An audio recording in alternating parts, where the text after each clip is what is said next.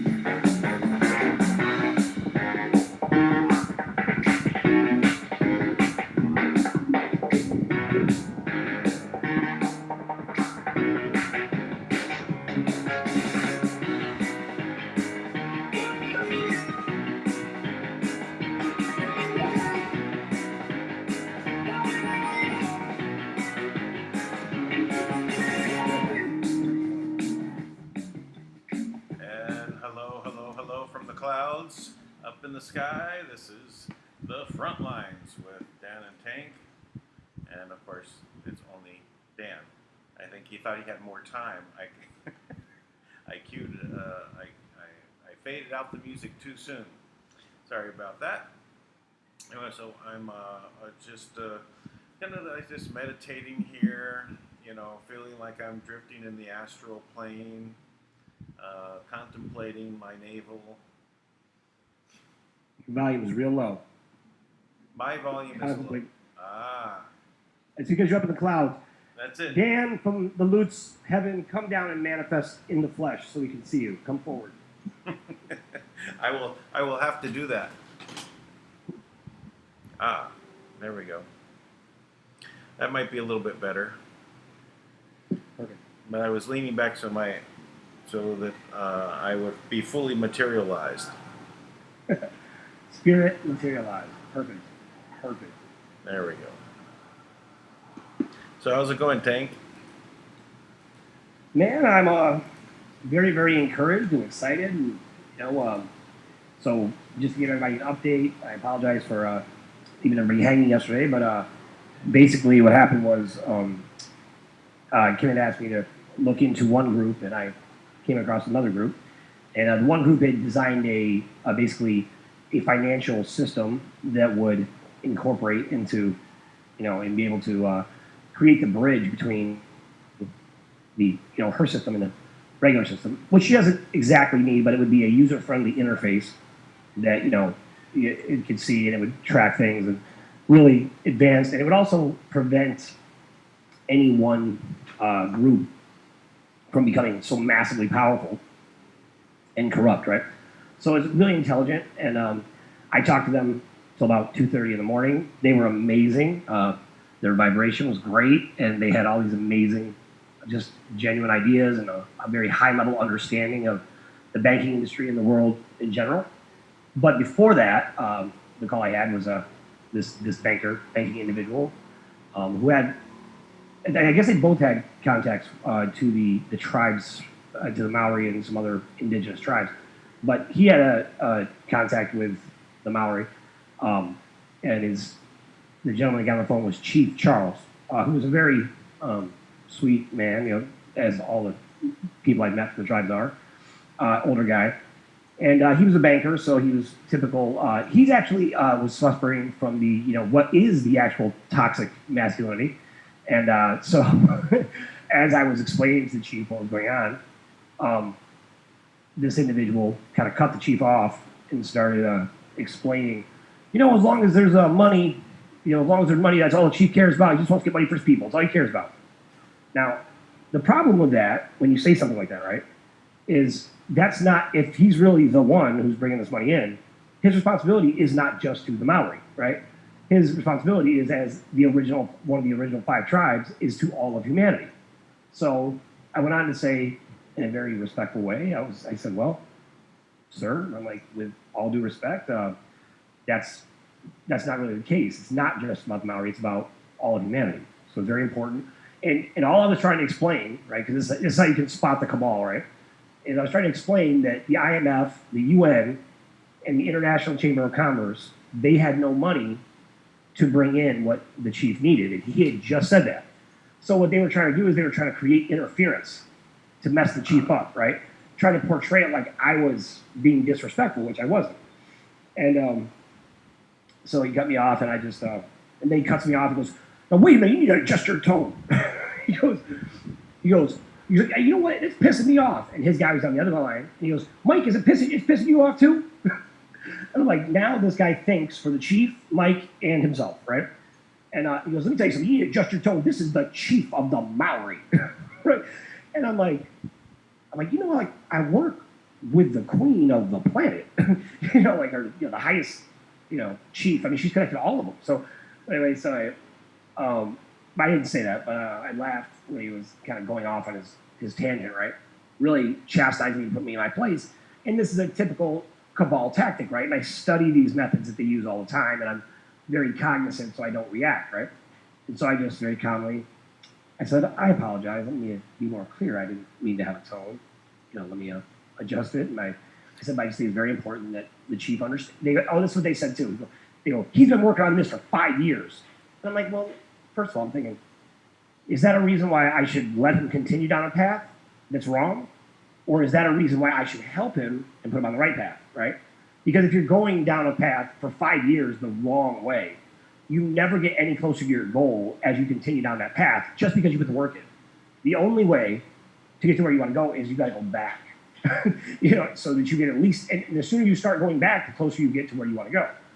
So, anyways, we worked through it, but I just thought it was funny. Then he kept correcting me during the call to really show his man, you know, his manliness. He kept saying, "I'm sure he won't do that again." And I went, you know, I'm not sure exactly what I did, what I said, but I'll tell you what I'm going to do. I'm going to go back and listen to the tape very carefully, make sure I don't make that mistake again. I just stayed calm. Like, what are you going to do? Well, we're trying to bring. So, you should always maintain low tones. Nah. You know, but I have learned, you know, when I have these business conversations, I'm very careful not to get emotional, especially very sensitive little bankers. Bankers are very, especially control bankers, right? Who think that they've, you know, invented the wheel, right, when they're talking, because they think like their way of laundering money by leveraging assets to create wealth and Bitcoin, like they're the first one to ever come up with it, right? Every single bank is like, well, you know, we got to deal with Bitcoin. We're gonna have our own crypto. Like, wow, nobody's thought of that. That's genius. Like, is it going to be exactly like every other crypto, or you do something different? Dan, except for you, nobody does it different. So. Yeah, I tend to make things based about 5 years ahead of the curve, so it's all right. I know where it's going to be 5 years from now. It's not anything about where it's at right now. You know, it's just it's a money game. I call it a money game, and I don't think when there's Ponzi schemes, right, and then there's money games. You know, I think in general Ponzi schemes are meant to defraud people, right? But the money games are things that can defraud people, but there is a chance for them to be sustainable in a way, depending on how that game is played. So, so it's about, do you want to play a game? And do you want to play in this world? I used to wonder, because people would say, "Is this a Ponzi scheme? Is this a Ponzi?" If I said it's a Ponzi scheme, everyone would run to the Ponzi scheme. I go, "What are you doing?" I said it's a Ponzi scheme. And they said, it's okay, you know, because they're going to get out before it collapses. They figured out how to game the system. That's it. And people, for the most part, they don't mind participating in fraud as long as they make money on it. I mean, that's the reality. You know?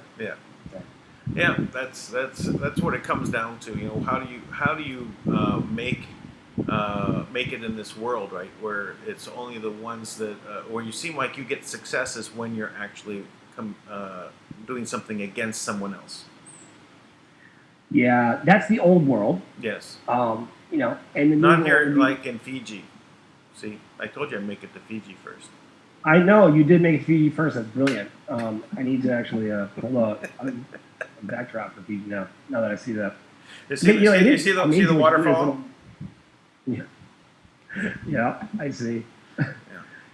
You know, I also had a conversation yesterday, an incredible conversation with this young guy, good guy, and he was currently calling me from an asylum, like an insane asylum, and and the things he was telling me, I'm sure that most people would have thought he was definitely insane, but he was describing the Saturn Matrix, right, which had gone up for a little while. Kim told me, and then was tore down. And he was explaining how they had made him the M1, how there's this evil AI that's very ancient and controlled everything. There's this ancient artifact, and in this ancient artifact, was able to control everything. And there was someone called the Chosen One, and the Chosen One was this guy Adrian, right? And Adrian, right, actually, um, you know, is he's connected to everyone's consciousness, so he's also what we would perceive to be as God, right? But I guess they choose like a new chosen one every 10 years or so, right? So, and I know this kid. He's a good kid. He's smart and kind, right? And I mean, really, really smart. And the things he was explaining, I'm like, wow. I mean, it's really deep. And he was talking about how they communicate through the what is it, the carrier frequency, the Cabal's carrier frequency, where they talk, and how there's basically like a soul trap, right, where the high members of the Cabal's consciousness would get placed, as like their version of heaven, right? But it was a limited version of heaven because all it could be based on was the experiences they had in that life. So whatever they did there was like they could have as much ice cream as they want, right? But then ice cream runs out. They can do a bunch of other horrible things, right? But eventually those things get boring because it's still a trap because your abilities are limited, your imagination is limited, right? So, but just fascinating, really fascinating conversation, and Yeah. we were talking about. Yeah, if you ever play like the old Dungeon and Dragon type games on video, right? You have a dungeon, right? You have everything mapped out. Once you've learned every corner of it, there's nothing left to do. So if you were Right. trapped there for an eternity, that would become hell. Yeah, no doubt. Yeah. That's exactly what would happen. It's like, it doesn't matter how much you love Dungeons and Dragons. Right. It's like, well, There's nothing new under the sun. So it's time to break the soul trap. break the soul trap. That's right. That's going to be the name of our video documentary and book. Break the soul trap. I think we just have to go like this and draw a doorway and allow it to open, and then you can step through, and everyone that's in there can just get out. Yeah, that actually makes sense. Where did I see that? It's from a movie or something. Yeah, just draw it up. What happened? That's how our brains work, right? Just Yeah, make a way. there's a series that I've been catching. It's a Legion, where they, Oh, he's like like Marvel? no, it's like a god. Like it's a Legion is Legion is in the Bible. He represents many like thousands of demons in one body. yeah. So He this says, I am is Legion because we are many. it's like a current series, like fourth year of it or something like that. And Yeah, that's a Marvel comic book, Legion. I don't know if he's a Marvel character. I guess he could be. Yeah, he is. Okay. It's like that's cool though. I know what you're talking about. Yeah, go ahead. Yeah, Yeah, he's in like the insane asylum. but then and the he's got latest, powers to do the stuff. latest ones, he just he got someone who has the ability to do time travel, and she just draws the door with her finger, right, and then Wow. and so he Just like that. he got her assistance so he could do some moving back in time kind of thing to avoid the people that are trying to catch him, which is kind of like a squad, a human squad, designed to kind of like catch the bad super characters, and contain them. Oh yeah, yeah. Yeah, Sure. but That's he pretty normal. escaped, and he escaped when in the first season, and they've been trying to catch him ever since. Yes, I do remember that now. That's like the Illuminati. It's funny because I really believe like the unbreakable, M. Night Shyamalan theory on comic books. That comic books are a hyperbolic story that record history, like hieroglyphics. Right? And so you can go back and you can learn a lot about our culture because like, where did this idea come from, right? It's like Santa Claus, right? Or Superman. Like Santa Claus or like Superman, right? Like Superman didn't fly at first; he just jumped over buildings with a single bound. So. Oh yeah. So, who would win the battle between the Dark Knight and Superman? Superman, of course. Oh, but Batman won. Nah, he didn't. Yes, he did. You No, can put he him in his didn't. grave, man. That's close enough to winning. Of course, But he Superman didn't. came I back. mean, like they ended up working. I mean, they worked it out, but like. Well, but he was Yeah. in his grave for a whole like movie period. Yeah, but He got, like and you then can't kill somebody who's they had to immortal. resurrect him, right? They had to like put him in a chamber and get some energy from the mother cube that was there to like. But what people miss about that is like they made Batman a supervillain, and you saw like that's really what happened. He became a supervillain who tactically figured out the weakness of someone, and Superman. He wasn't thinking that his attacker was going to be Batman. He's supposed to be a good guy. That was what got him. That's how they take down Superman. That's a lesson for all of us, I think. I think it was a bit of a reach, to say that that Batman would win the battle. But it's okay. It's the poetic license of Marvel, right? To kind of flip it around because everyone said, "Well, Superman would obviously win. Right? It's hands down." Superman can like turn back time by flying around the world. Why couldn't he Well, the worst part is that like Batman wasn't even like in the prime. Like he was getting gray. It's like and he'll be them like, come on, that's not. What's his superpower? Batman. He doesn't have one. Yeah, he does. He said it was. He said my superpower is I'm a billionaire. Oh yeah, and like all billionaires, he became a supervillain. Oh, there you go. Yeah. What is the Dark Knight? So, the Dark Knight. Well, that's the whole League of Shadows. That's an amazing. I mean, that whole thing. It's Secret Society stuff. Amazing. So, Yeah. Well, anyway. So, breaking news. I told Lisa to come on. Lisa, I don't know what you're doing right now. You should be here feeding us the news. This was the deal. We talked about it. She's lounging on her her bed of gold. Yes. We're not having any Lisa's bedroom talk about her bed of gold. No. Yeah, man, so this is what I'm going to talk about is that you had President Trump met with the heads of Bank of America, Chase Bank, and Citibank, right? Right. Now, those are three banks that Kim sold back to the Treasury or to, I guess the Treasury.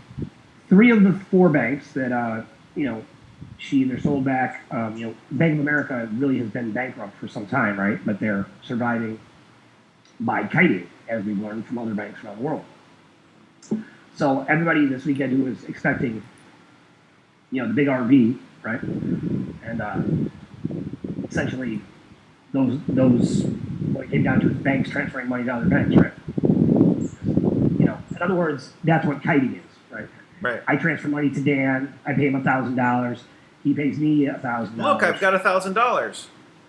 So he writes me a check for $1,000, and I have $1,000. So I write him a check. Now I write him a check for $1,000. Now he has $2,000, right? and then Ooh, I got 2. I can actually write a check to $2,000 over to this bank. Yeah, exactly. So you just keep kiting that way, right? And then as long as you have a lot of bank accounts and everybody trusts you, you can just keep that going indefinitely. You need people full time writing big checks. So you stop being a bank, you become a fraud department. Basically. Or they need a platform. I was just going to say, and then what you do, and then to make sure that you're constantly trading, you label it a trade platform. Yeah. When you're trading nothing, just numbers back and forth. Right. Man, that's it. That's what trading that's the existence of the existing system. How they would create money into the system.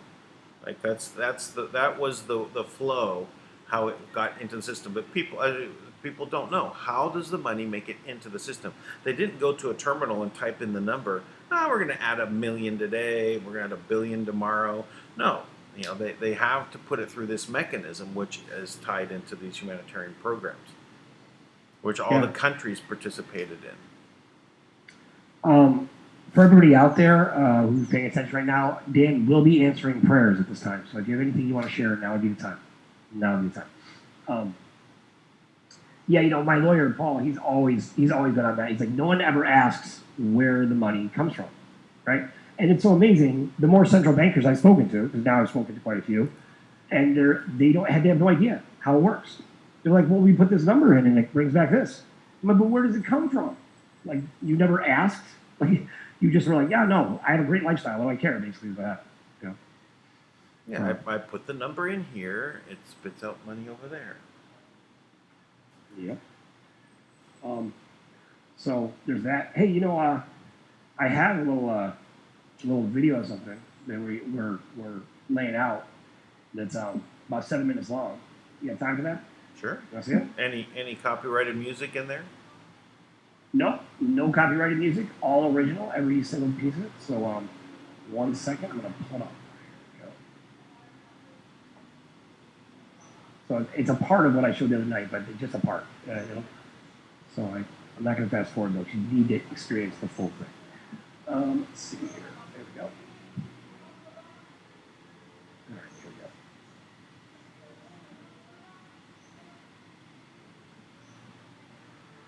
Oh wait, no. I forgot. You can't hear the music, right? No. You got to hear the music. It's no part.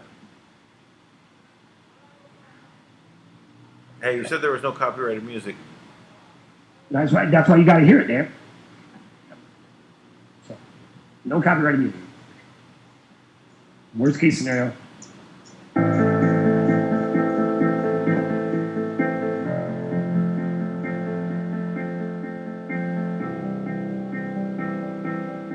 Oh yeah, you showed this. It was No, this is a small part of it. Oh, this.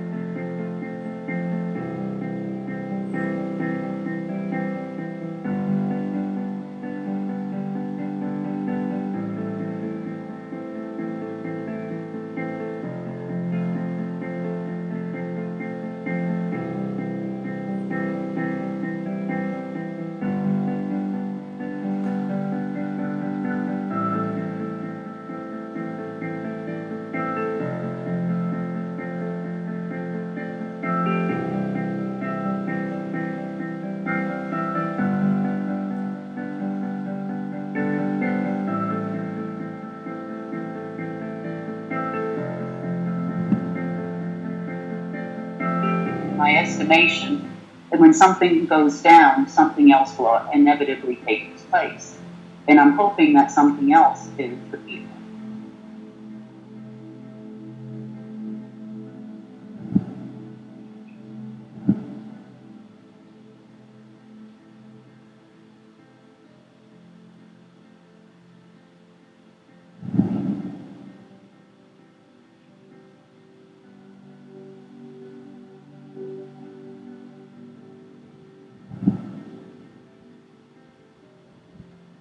The collective consciousness of every human being on the planet.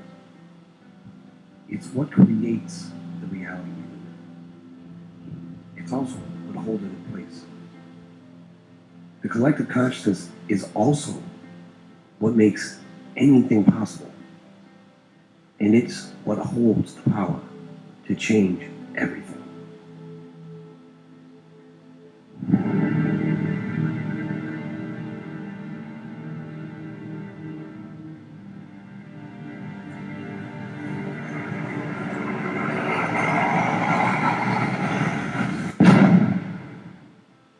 So if we all started out here, how did this end up being our reality?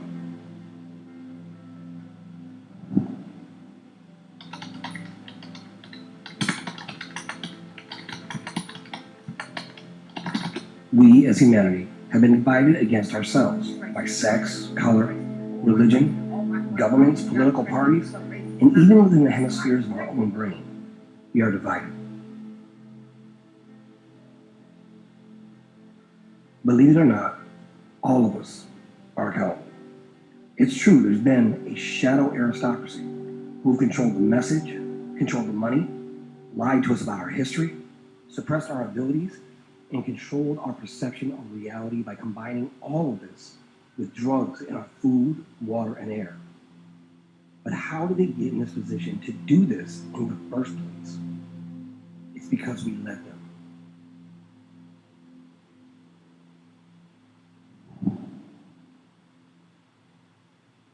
We realize that for humanity to be the full expression of all that they can be, first, we have to build around the sovereignty of the human imagination. This is where we begin to change the collective consciousness of the planet. We have already taken steps behind the scenes to purchase 3 separate television stations. That way we have our own network, and we will make sure that this network is not tainted, is not disturbed, influenced, or changed in any way by any products they're selling, by any advertising, or any solicited donations. This will be a completely funded network. So the media is just an expression of what is innate in every single human being. We are made in the likeness and image of our Creator. It's only natural that we would be looking for new ways to create all the time. So with that being said, what other things are we going to create? What are we going to need to create to actually ensure the stability of our world so we can continue to be the best expression of ourselves?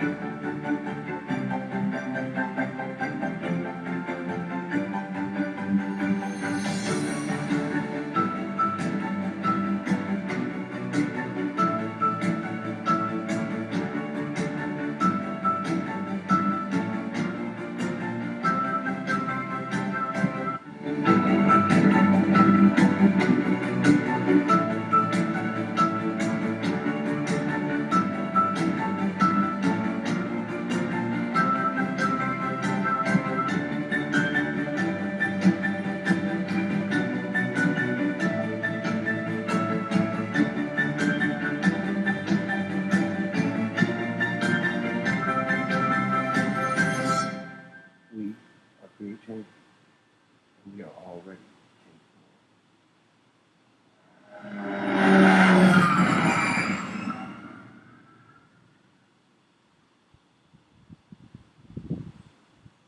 That's awesome.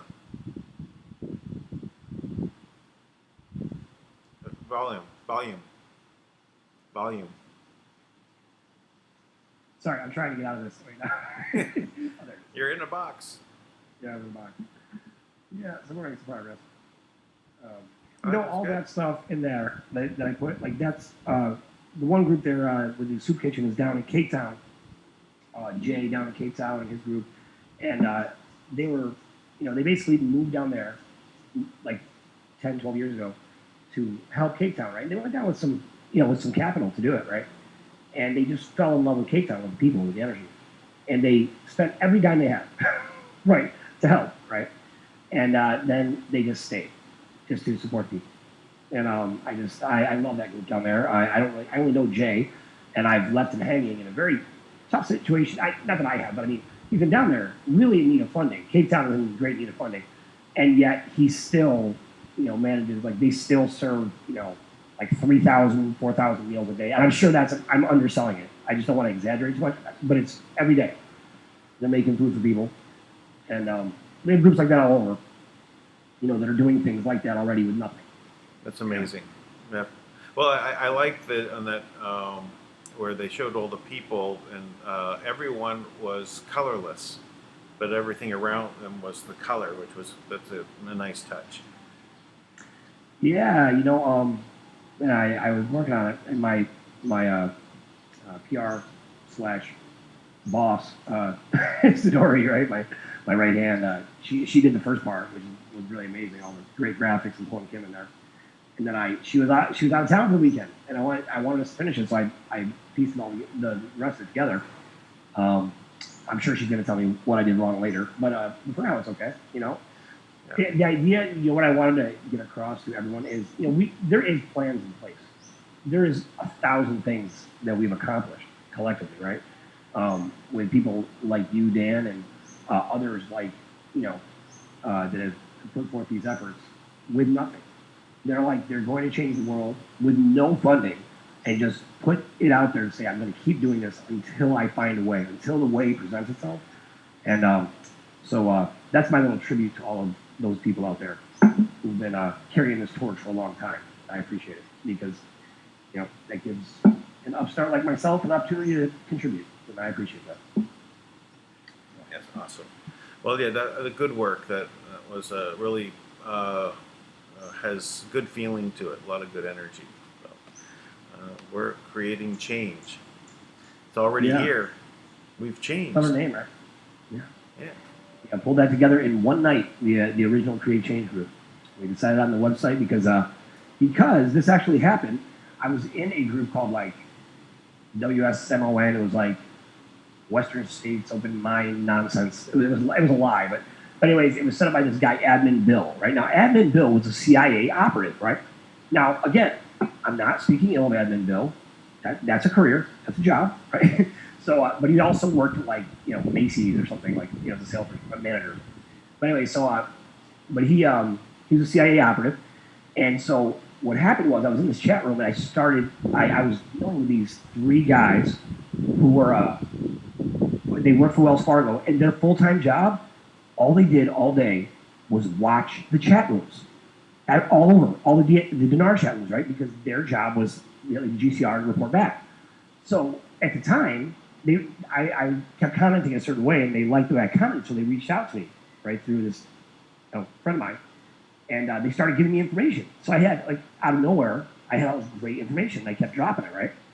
So then, after that, after a while, I kind of took over Admin Bill's room for a while. I kind of, when I would come in, everybody would listen to me, right?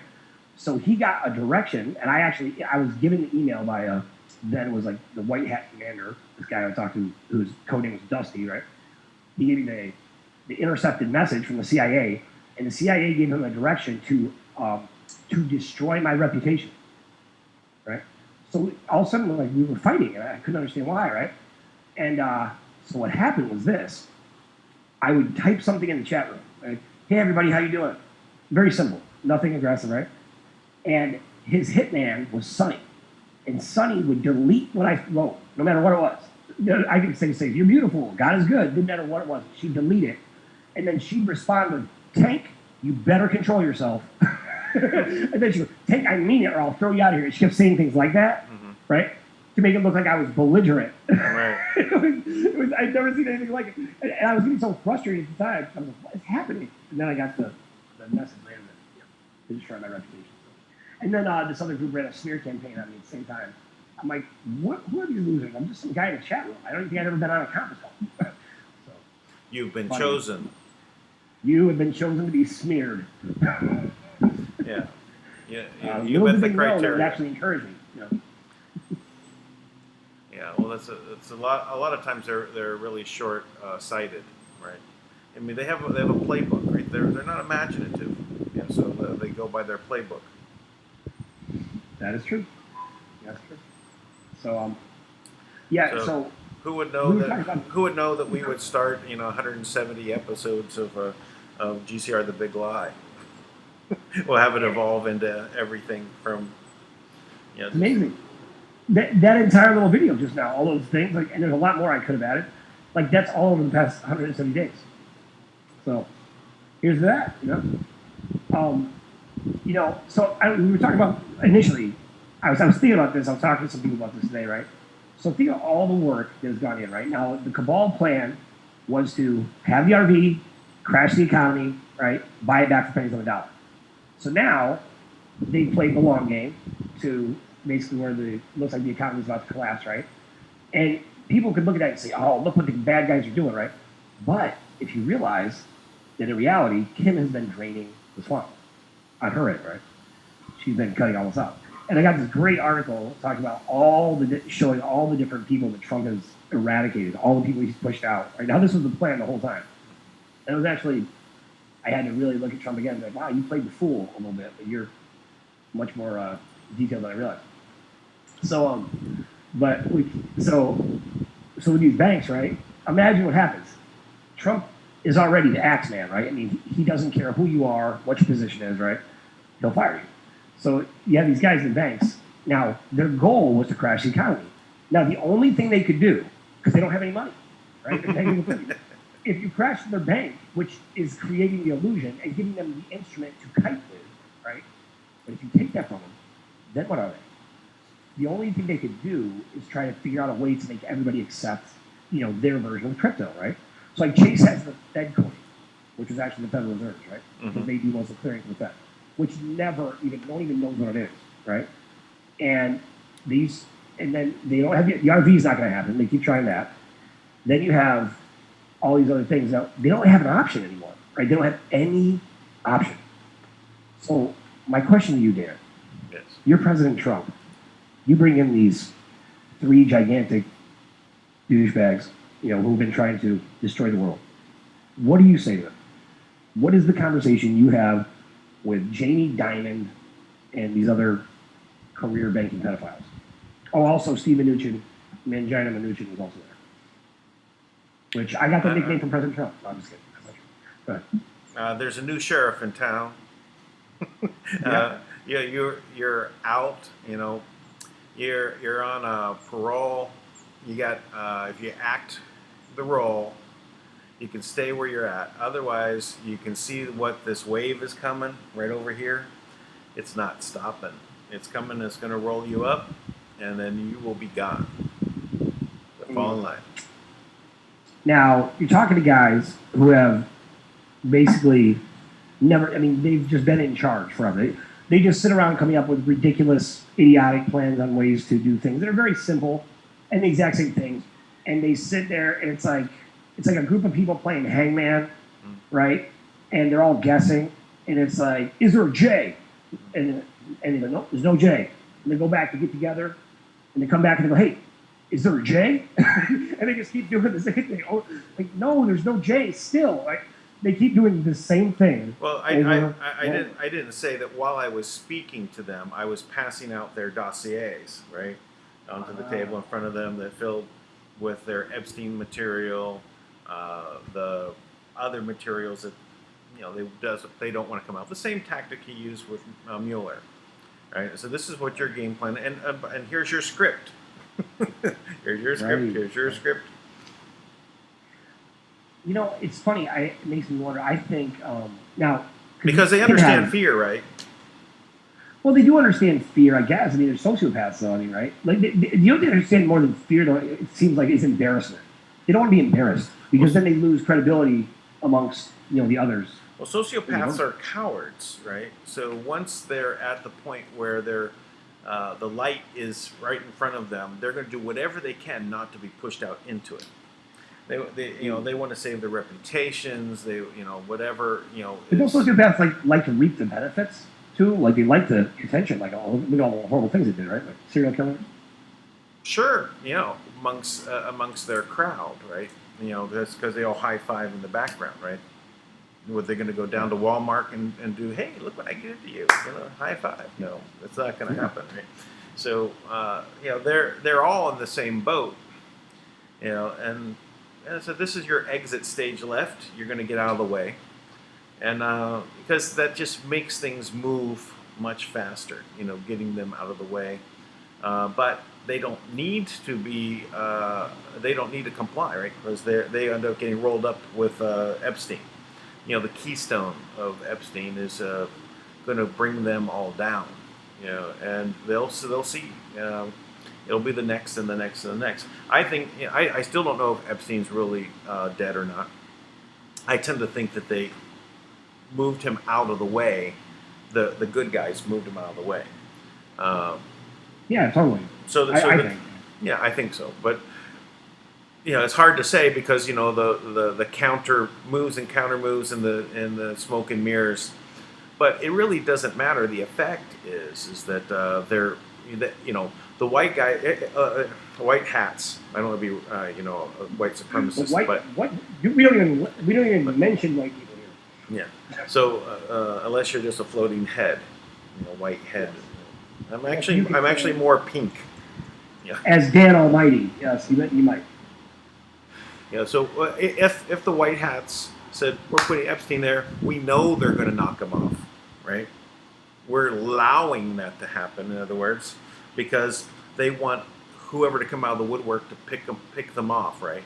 So they can get at them, and also bring into the public view that he's obviously it was not suicide. He was killed. That just makes the mystery there for the awakening, right? It piques people's attention, right? Yeah, he didn't commit suicide. He was killed, and that helps wake up the people. It's all about getting everyone to that state of being awake. Get out of the REM sleep, where they're downloading the program. Something. Well, I don't think there's. Is that really up for debate if that's who's alive or not? Anybody would apply basic logic to anything and say, it's called Suicide Watch, not watch someone suicide, right? It's not a death watch, right? It's supposed to be to prevent suicide prevention watch, but nevertheless, so anyhow, what I think with all these things. So I think if I was President Trump, and I'm sorry, go ahead. And I had these characters in my office, right? And obviously under high surveillance with a good amount of distance between us, right? Because you can't trust them. Who knows what they have hidden in their, they have something hidden in their fingernails, scratch you, and all of a sudden you go into cardiac arrest, right? Like, I wouldn't even shake their hands, right? So you have these guys. So you have the four of them there, and they come in, and they're used to you coming in and saying, okay, here's our terms. Either you abide by them or we're going to do something. But history shows you don't do anything, right? Because you haven't. You haven't done anything that affected them. You've done things that affected, the overall scope. You've made it a little more difficult for them to function. But you haven't done anything to actually remove them, right? You haven't really done anything. So here's what I want to fantasize that the conversation was. I wanted to bring them in and be like, listen, we're removing you from your positions. That's a fact. We're going to replace you with clones that we already programmed that will do your job the way it's supposed to be done. We want you to know right now, because when you leave this room, you don't have a chance to figure out what to do, because we're taking you to be executed right now. And those are the terms. Later. Period. No. That's what I would love to believe happened. Because that would actually prevent it, right? Because if you really think about this, if you really think about what is taking place, like you ever watch like a prison movie, the longer you keep somebody in prison, the more crafty they get at figuring out how to do something awful, like stab a guard or sharpen a piece of rock into a spear or whatever, right? Or dig tunnels somehow, right? We all saw Shawshank Redemption, right? If you take enough time, you'll figure it out, right? So, I feel like they should never have that chance. They should never have a chance. It should be. So your answer is cloning. Okay, we can go along with the cloning. Well, if we design if you design the clone to always act in the best interest of not just humanity as a whole, because you could trick a clone, right? And you could be like, hey, it's in the best interest because these people are bad, so we should kill them all. right? You could do that with one. Well, here's I don't know if it's actually possible to have a clone because their essence at that point, their DNA is in that shape of reflecting some evil individual, right? I don't think that you can reprogram it. I mean, you'd probably have better luck with an android. No, replacing. well, I mean, yeah, if there's androids that are that, or even a hologram or something, I guess, whatever it is. I mean, whatever it is, at the end of the day, I basically think it would be in the best interest of every single person on the planet, as well as every individual on the planet, including them. Because I think for their own good, it'd be better that they were just killed off than to continue on this path because the karmic damages will be catastrophic. So for their good, pay no attention to that. For their good, I think that's what we need to do.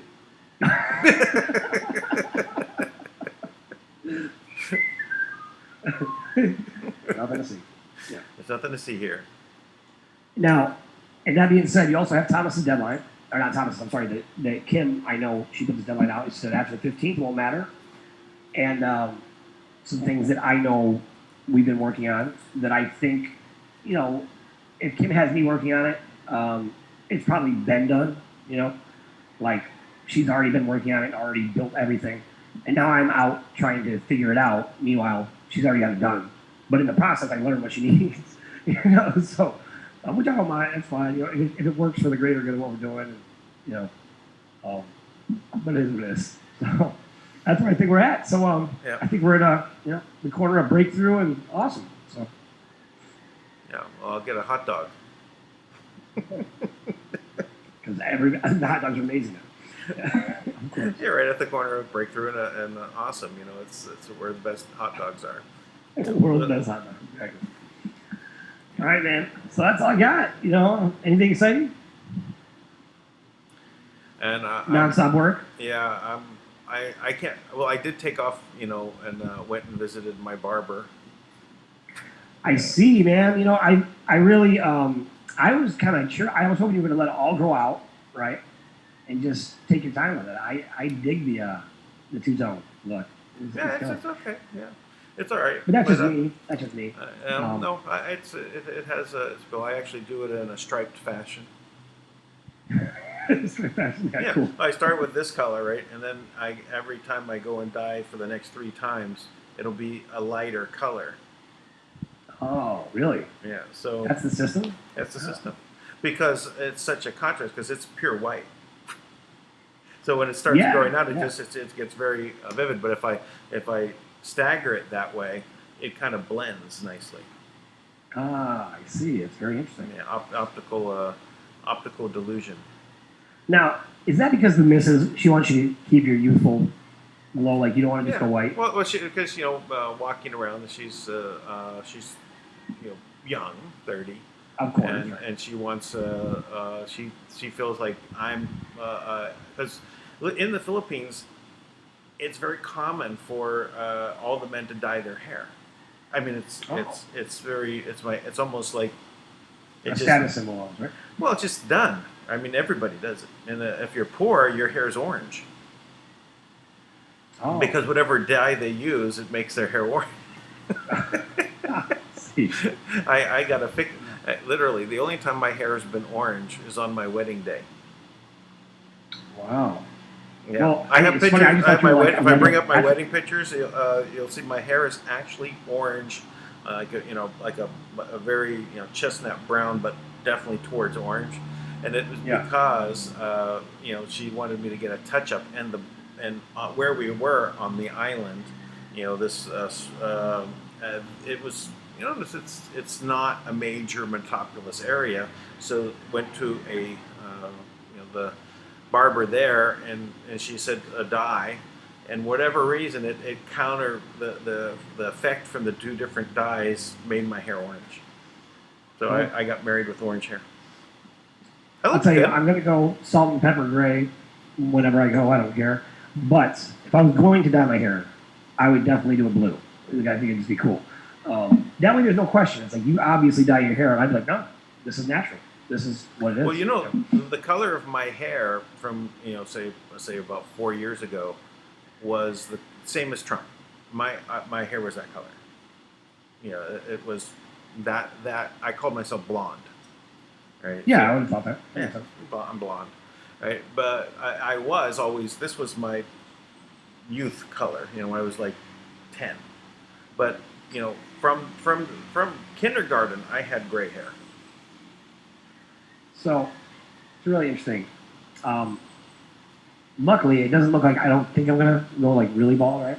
But I got in a bar fight one time, and it was a friendly bar fight. It was just another guy from a rival college, and we were at the bar, and we went best 2 out of 3 takedowns in the bar. Right now, in this particular bar was like a wrestling bar where we had many times I had many battles in this bar. So I took him down 3 times in a row, and he just kept coming back. Right. So the last time he attacked me. Now this is just normal practice at the bar. It's just what happens there, right? Every dispute between wrestlers is settled best 2 out of 3 takedowns. And I actually have a great story about this. My manager at the restaurant I worked at, it was his last day on the job, and I told him, I said, look, I'll give you 10 tries. If you take me down once, I'll give you every penny I made tonight, right? That was the challenge. So he came out to the bar with us, right? And in the middle of the street, in the dead of winter, my poor manager. I mean, he was a young guy too, strong, but I beat him to death. I mean, in a very friendly, just takedowns. I didn't hit him or anything. He was still alive though. You didn't kill him. No, I think he made it to 7. I took him down 7 times in a row before he just submitted. But it was terrible. But this guy, so the previous fight was this guy actually attacked me, and as he attacked me, I took him down, and I came down and I scraped my head against the wall. And I had to get 4 staples right here in the middle of my forehead. So I have this horrible scar right here. I'm always like, my hair goes back a little bit more. It's going to show. I need to protect it. I need to protect it. So you got it was always a big argument. Like, I won. Everybody saw me win. He said, yeah, but you had to go to the hospital. I'm like,